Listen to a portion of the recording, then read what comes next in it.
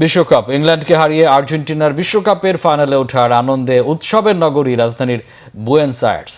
Argentine দর্শক সমর্থকদের ঢল নামে শহর জুড়ে। মেসিদের জয়গানে মুখরিত নানা বয়সের ফুটবল প্রেমীরা।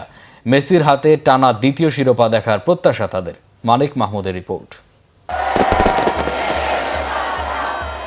বিশ্বকাপ জয়ে কাঁপছে দুনিয়া, কাঁপছেন আর্জেন্টাইন সমর্থকরাও। ইংল্যান্ডের বিপক্ষে সেমিফাইনালটাও জিতে নিয়েছে লিওনেল মেসির আর্জেন্টিনা। শিরোপা ধরে রাখতে দরকার আর একটি ম্যাচের জয়। আর্জেন্টিনার রাজধানী বুয়েনোস আয়ার্সে ওবেলিস্ক স্মৃতিস্তম্ভে রাতের অন্ধকারও আলোর বন্যায় ছেয়ে যায়। মেসিদের জয়ে বাঁধভাঙা উল্লাস আকাশে সাদা সমর্থকদের। ম্যাচের ফাইনাল মাসে বাজার পর আর্জেন্টাইন সমর্থকরা নাচ গানের উন্মাদনায় মেতে ওঠেন। কেউ পতাকা ওড়ান, আতশবাজি ফোটান, কেউ বা আবার ট্রাফিক লাইট ও বাস স্টপের উপর চড়ে বসেন। এই ম্যাচে সেরা নৈপুণ্য দেখিয়েছে লাউতারো আলভারেজরা। আবারও মেসির হাতে শিরোপা দেখছেন দর্শকরা। ম্যাচটা পুরোপুরি আমাদের ছিল। আর্জেন্টিনা এই পুরো বিশ্বকাপে তাদের সেরা খেলাটা খেলেছে। এমন একটি দলের বিপক্ষে আধিপত্য বিস্তার করেছে যারা আমাদের আগের প্রতিপক্ষদের চেয়ে অনেক ভালো ছিল। মেসিরা দেখিয়েছে যে আমরা আবারও চ্যাম্পিয়ন হওয়ার জন্য প্রস্তুত। আমি সত্যিই তাই আশা করি। এটাই ছিল সেই ম্যাচ। ব্যাস, আমি অপরিসীম আনন্দ ও কৃতজ্ঞতা অনুভব করছি। 4টি বিশ্বকাপে 3টি ফাইনাল। এই দল তাদের সবকিছু উজাড় করে দেয়, একেবারে সবকিছু, এবং আমি আর্জেন্টাইন হিসেবে সবসময় গর্বিত।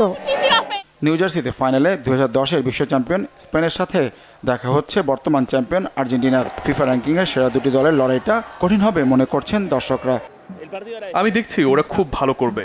এটা খুব কঠিন একটা ম্যাচ।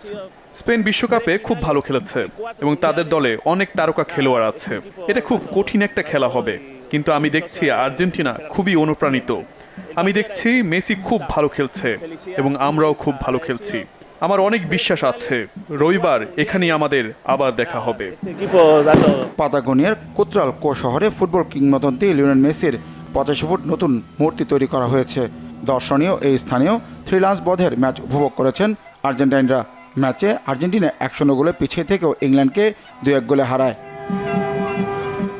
মিশরের বিপক্ষে ম্যাচের পর থেকেই আলবিসেলেস্তারা অপ্রতিরোধ্য হয়ে উঠেছে বলেন ভক্ত সমর্থকরা।